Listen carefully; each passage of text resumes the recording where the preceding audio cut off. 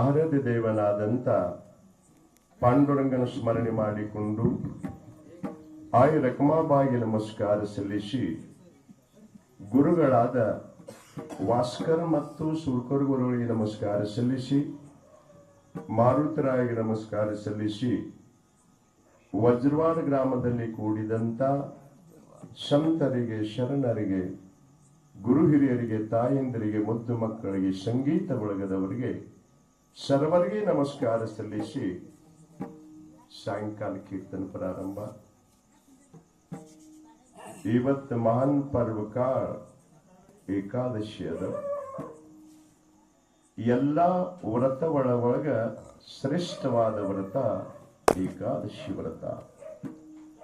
ವ್ರತ ಮಾಜಿ ವ್ರತ ಏಕಾದಶಿ ಪಾವನ ಅಂತ ಹೇಳ್ತಾರ. ಈ ಅಭಂಗದೊಳಗ 3 ತರ ವರ್ಣನದ. ಪಹಲೆ ಕಡವ ಒಳಗ ಪಂಡರಿ ವರ್ಣನದ, ಎರಡನೇದೊಳಗ ವ್ರತದ ವರ್ಣನದ, ಶೇವಟದೊಳಗ ನಾಮಸ್ಮರಣೆ ವರ್ಣ. ತ್ರಿವೇಣಿ ಸಂಗಮದ ಕಥಾ. ತ್ರಿವೇಣಿ ಸಂಗಮ ದೇವ ಭಕ್ತ ಆನಿ ನಾಮ ಅಂತ ಹೇಳ್ತಾರೆ. ಜಗತ್ತಿನಲ್ಲೇ ಕೋಟ್ಯಾನು ಕೋಟಿ ದೇವರದಾರದ್ರು ಕೂಡ ಪಂಡರಿನ ಯಾಕೆ ಶ್ರೇಷ್ಠದ?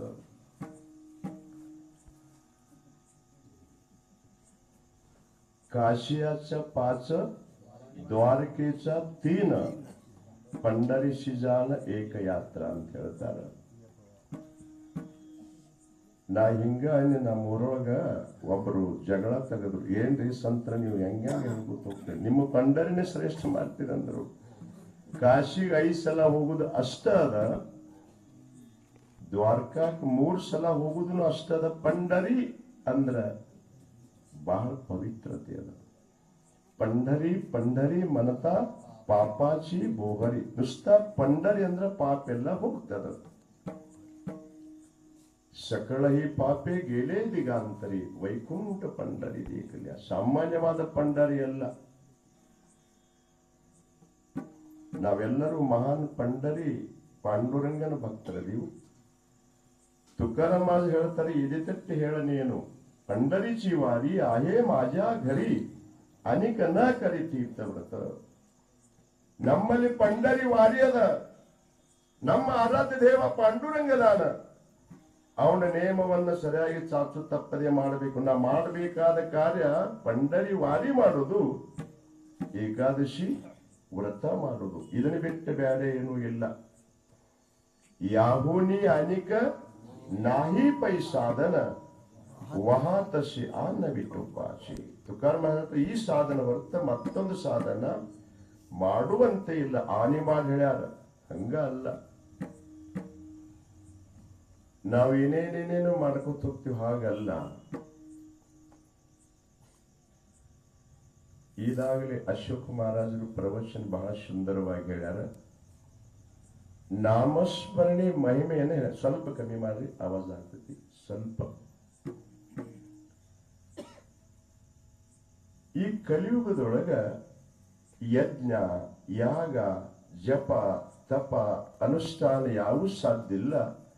ನಾಮಸ್ಮರಣೆ ಒಂದ ಮಾಡುವುದು ಅಂತ ಅವ್ರು ಹೇಳ್ತಾರೆ. ಹೆಚ್ಚಾಗ್ತದೆ, ಸ್ವಲ್ಪ ಕಮ್ಮಿ ಇರಲಿ. ಕಾಮ ಮಧ್ಯ ಕಾಮ ಕಾಯಿ ಮನ ರಾಮ ರಾಮ ಅಂತ ಹೇಳಬಾರ್ದು. ಕಾಯಕವೇ ಕೈಲಾಸ.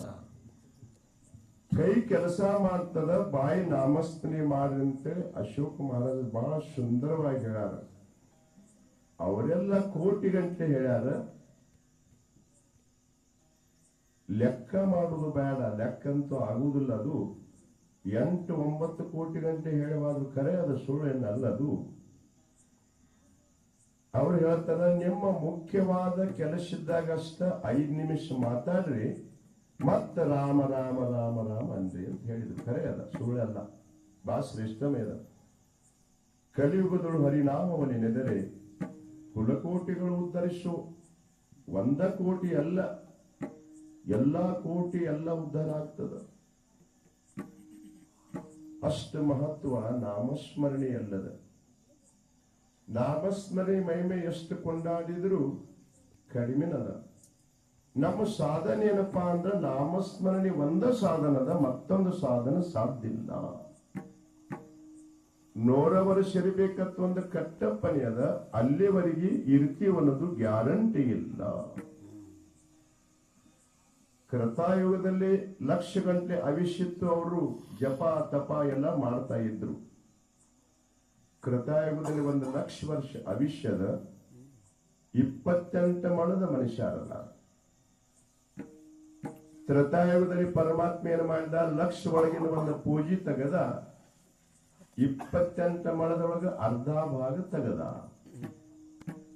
ಹಾಗಾದ್ರೆ ತ್ರೇತಾಯುಗದಲ್ಲಿ 1,00,000 ಒಳಗೆ ಒಂದು ಪೂಜೆ ತೆಗೆದ್ರೆ ಎಷ್ಟು ಉಳಿತ್ರಿ? 10,000 ಉಳಿತು. ರಾಮಾವತಾರದಲ್ಲಿ 10,000 ವರ್ಷ ಆಯುಷ್ಯಿತ್ತು, 14 ಮಣದ ಮನುಷ್ಯರು ಇದ್ರು, ಅರ್ಧ ಭಾಗ. ಕೃಷ್ಣ ಪರಮಾತ್ಮೆಯನ್ನು ದ್ವಾಪಾರಯುಗದಲ್ಲಿ ಇದ್ದ, ಅವಾಗ ಮತ್ತೊಂದು ಪೂಜೆ ತೆಗೆದಾನ ಪರಮಾತ್ಮ, 14 ಒಳಗೆ ಅರ್ಧ ಭಾಗ ತೆಗೆದಾನ.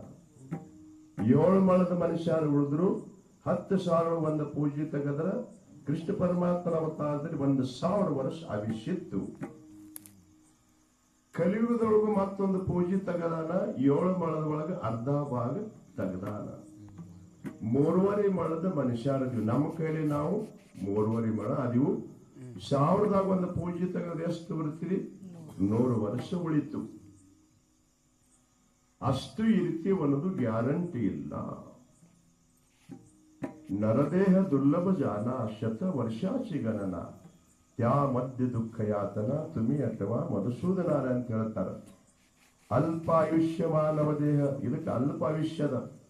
100 ಗಣಲತೆ ಅರ್ಧರಾತ್ರ ಕಾಯ, ಮಧ್ಯ ಬಾಲತ್ವ ಪೀಡಾರೋಗ ಕ್ಷಯ, ಕಾಯ ಭಜನಾಶಿ ಒಲ್ಲೈತೆ ಪಾಯೇಗ.